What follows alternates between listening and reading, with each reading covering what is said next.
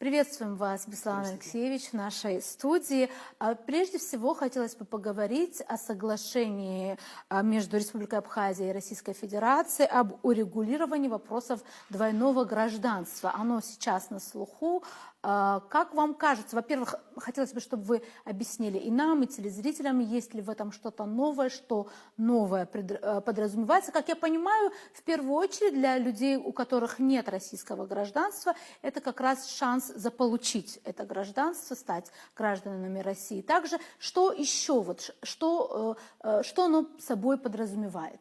Вы знаете, вообще введение двойного гражданства – это историческое событие не только в истории Абхазии, но и в истории России. Не всем странам Россия предоставляет такое право двойного гражданства. Такого института не со всеми странами, потому что для этого, для и Абхазии, и Южной Осетии это событие. Потому что все-таки знаете, как получилось? Когда начался процесс предоставления паспортов гражданств в начале 2000-х годов, когда пришел к власти президент Владимир Путин, вы знаете, получилась такая своеобразная дискриминация. Те, которые получили гражданство Российской Федерации, я имею в виду жители Абхазии, они имеют все права, льготы. Они могут ездить по всему миру. У них социальное обеспечение, пенсионное обеспечение. А получилось так, что которые не успели по разным причинам, поводам, которые не получили паспорта, оказались их тысячи в таком положении, знаете, дискриминационно, можно сказать. И долго шли споры, дискуссия была, потому что и с нашей стороны, со стороны Абхазии были некоторые проблемы, и проблемы со стороны России. И, наконец, это случилось, что вот после ратификации, после введения такого института двойного гражданства, это дает возможность Абхазии, во-первых, интегрироваться в Российскую Федерацию, тем более через Российскую Федерацию жители нашей страны, которые получили гражданство, могут ездить по всему миру.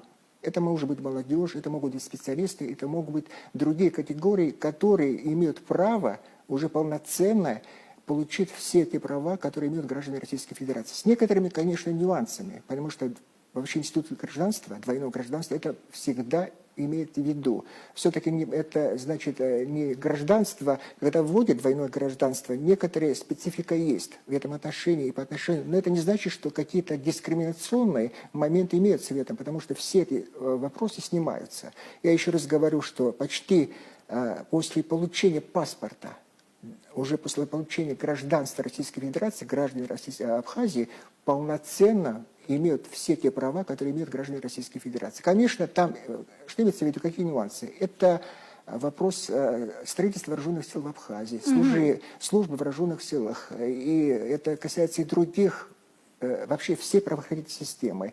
Но здесь надо иметь еще вот что. И граждане Российской Федерации, некоторые имеют право получения гражданства Республики Абхазия.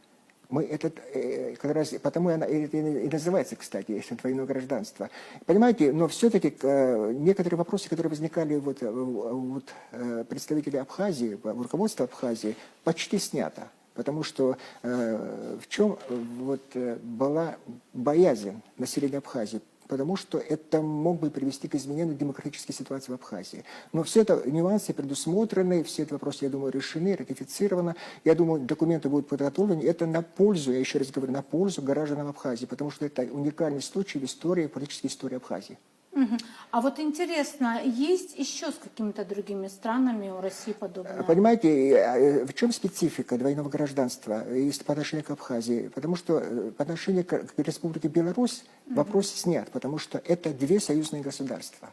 С другими странами нет, потому что, я еще раз говорю, это уникальный случай вообще политической истории, правовой истории, потому что некоторые другие страны, даже развитые, например, США, не хотят ввести такое двойное гражданство. У них даже когда пришел к власти Дональд Трамп, он даже цену установил, кто хочет получить гражданство, любое, если, конечно, он не преступник, бандит, платит миллионы долларов, чтобы получить статус гражданина США. Вот видите, то есть этот институт, оказывается, тоже продается, тоже имеет рыночную цену. Вот видите, как получается. Но по отношению к нам этот вопрос почти решен.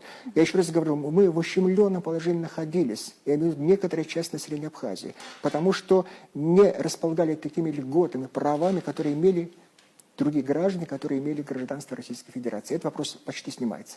Правильно ли понимаю, что вы имеете в виду, что все-таки это привилегия? Это такой привилегия? Это очень серьезная привилегия по отношению к гражданам Абхазии, потому что, учитывая частичность признания Абхазии, мы полноценно не можем установить какие-то международные связи с другими странами. Почему? Мы должны быть честными. В ближайшее время вряд ли Абхазия будет признана большинством стран мира. Широкое признание не получит. Мы это уже об этом много раз говорили. Мир так развивается не в пользу признания Абхазии и Южной Осетии. Но как быть с теми гражданами, которые не располагают гражданством? Как быть? Понимаете? Особенно касается активной части населения молодежи. Этот вопрос снимается. Я уверен, что некоторые очень острые проблемы, которые были по отношению к некоторым категориям населения Абхазии, этот вопрос почти снимается. Я думаю, что это будет новый, знаете, такой политический история Абхазии, правовой история Абхазии. Это будет уникальный такой случай. И я думаю, что это будет приветствовать политическим руководством России, политическим руководством Абхазии. И я думаю, что это с одобрением будет воспринято и населением Абхазии. Большое спасибо. Хотела бы перейти к другим темам. В частности, вот вы уже говорили, что мир стремительно меняется. С вами многие согласны, в том числе об этом многие эксперты, политологи пишут, в том числе и из региона, из Закавказья. Вот один из армянских политологов, я его также привожу, его большое интервью в этой передаче, он говорит о том, что мир меняется, предсказывает, что, скорее всего, закончится это тем, что Совет Безопасности будет серьезно расширен, может быть, даже страны, которые туда войдут, будут без права вето, но, тем не менее, это произойдет. И он говорит о том, что очень важным моментом во всем этом станет то, что влияние Востока будет очень серьезным, и Восток и Запад будут в таком паритете. Да? Вот как вам кажется, что тут имеется в виду более, вот если узко говорить? Ну, после начала специальной военной операции все говорят в мире, уже мы видим наглядно, что мировой порядок будет изменен, причем фундаментально. О чем мы говорили после распада Советского Союза, после крушения двуполярной системы, много говорили, что вот США, вот она главная держава. Но получилось так, что события так развиваются, что все-таки после завершения, я думаю, совершенно явно в пользу Российской Федерации мировой порядок будет изменен. В каком плане? В плане расширения, может быть, и Совета Безопасности. Об этом много говорят. Понимаете, там внутри очень много противоречий. Например, Россия выступает иногда за расширение в каком плане? Например, можно допустить даже с правом вето такую страну, одну латиноамериканскую страну, например, Бразилия. Почему Индия, почти великая держава, так мы и называем, почему она не состоит в Совете Безопасности с правом вето? Понимаете, вот Совет Безопасности, это которая сложилась после окончания Второй мировой войны. Она свою миссию выполнила почти, но получается, что последние годы, десятилетия в деятельности очень много критики, потому что неурегулированность многих конфликтов, которые в различных регионах, кстати, и между прочим, между Украиной и Россией, у нас здесь на Кавказе, понимаете, ООН не может похвастаться успешным урегулированием многих конфликтов, которые в мире происходят. И потому много критики. Но, с другой стороны, она не располагает такими силами, потенциала нет урегулировать. Понимаете, нет, например, такого понятия, как войска ООН. Понимаете, есть только так называемые голубые каски, наблюдатели есть. Понимаете, внутри Совета Безопасности это великие державы, это Россия, США, Китай, Великобритания, Франция. Но получается так, что некоторые другие страны, которые имеют претензию на великодержавность, они ущемлены в этом плане. Например, нет ни одного представителя из Латинской Америки, нет ни одной страны, например, из Африки, например, Южная Африка. Из арабского мира ни одной страны нет. Большая мусульманская страна Индонезия, самая большая, я имею в виду в плане населения, не представлена. И потому много критики возникает. И говорят, что вообще-то институт надо изменить, ООН.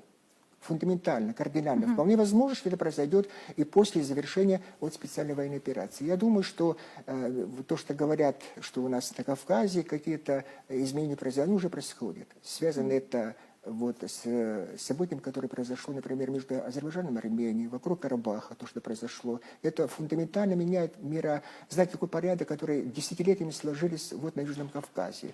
И, конечно, и у нас тоже много чего меняется, понимаете, о чем мы с вами говорили, кстати, знаете, то, что мы еще больше будем включены, допустим, интеграционно в Российской Федерации, это говорит, что гарантии, которые получает Абхазия и Южная Осетия, гарантии, это очень важно для нашей страны. Это тоже говорит, что, знаете, какие-то вряд ли произойдет фундаментально еще и на Южном Кавказе, чтобы вот то, что сложилось, в результате последствий этих конфликтов какие-то изменения вряд ли произойдут. Потому что все-таки, учитывая вот то, что сложилось на Южном Кавказе, это, наверное, будет больше устраивать, например, такие страны, как Турция, или, может быть, даже и Российской Федерации. И потому, если какие-то страны будут, знаете, каким-то образом пытаться проводить какую-то политику такую агрессивную, потому что вот не устраивает, допустим, да, как урегулируются некоторые конфликты, вряд ли это будет получено одобрение со стороны Российской Федерации, Турции, Ирана и других стран. И потому мы видим на глазах, что это все происходит изменения,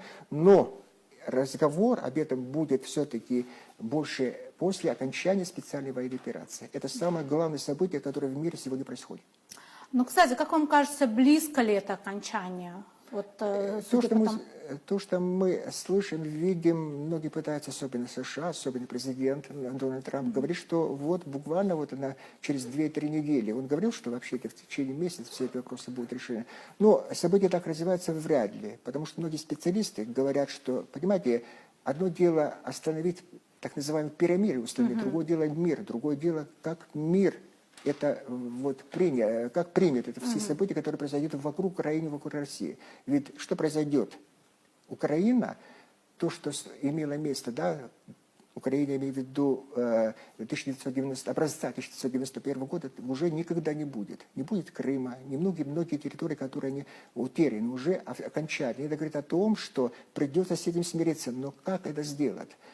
Кто окажет, какие страны, давление на Украину, чтобы эта страна начала считаться сложившейся реальностью? Это самое главное. Это первое. Второе.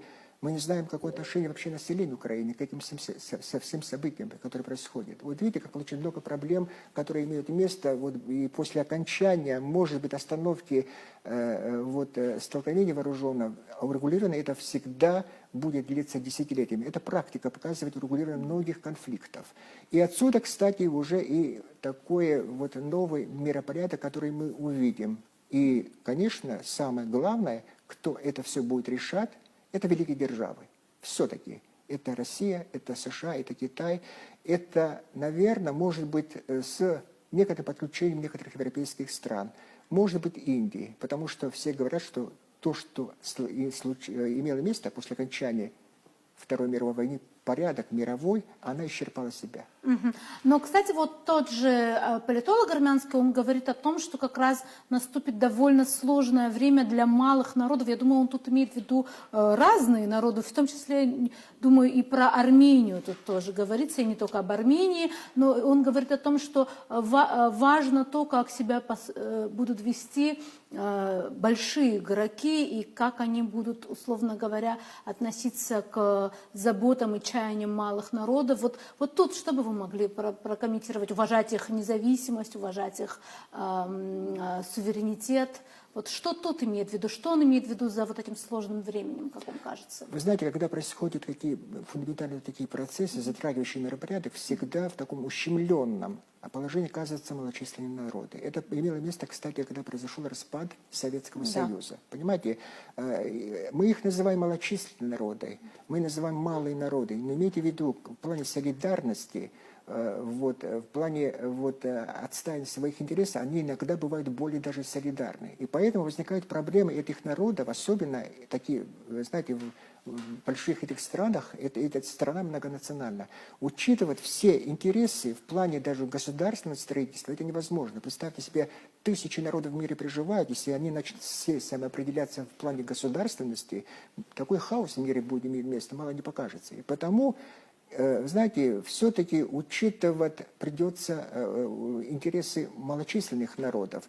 Но надо иметь в виду вот что. В плане признания государственности мир очень осторожно относится. Да, очень аккуратно. Вот то, что произошло в 2008 году, это уникальное событие по отношению к Абхазии и Южной Осетии. До этого это имело место по отношению к странам Балканским, особенно по отношению к Косово.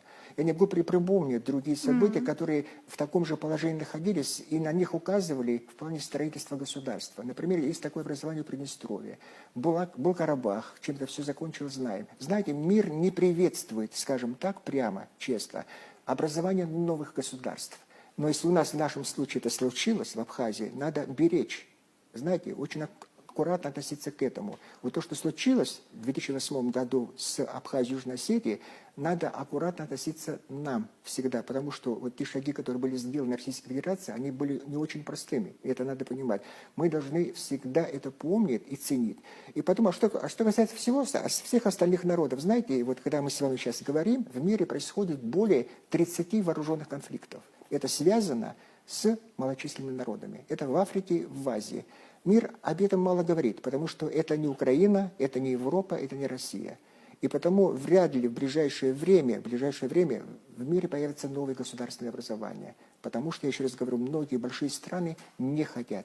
Они их называют сепаратистами, они говорят, что это подрывает мировой порядок, и потому мы долго-долго еще будем находиться, наверное, во многих регионах, в таких очень сложных конфликтных отношениях. Большое спасибо за интересный разговор. Благодарю Благодарю вас. вас.